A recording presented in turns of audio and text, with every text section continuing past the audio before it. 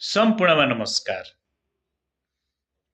आज म यहाँहरु सामु एउटा मोटिभेशनल स्पीच लिएर उपस्थित भएको छु। यो संसारमा हामी जति पनि मानव छौं, सबै मानव उत्तिकै महत्त्वपूर्ण छौं, उत्तिकै प्रेरणादायी छौं।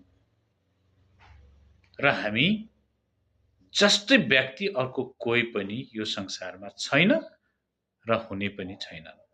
त्यसकारणले हामी हरेक व्यक्ति आफैमा उत्तिकै महत्त्वपूर्ण छौं, उत्तिकै विशेष छौं।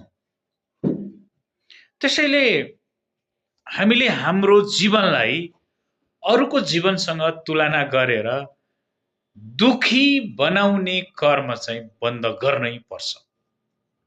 यदि यहाँहरु आफूलाई कम दुखी बनाउन चाहनुहुन्छ, आफूलाई खुशी बनाउन चाहनुहुन्छ भने हामीले आफ्नो जीवनलाई अरूको जीवनसँग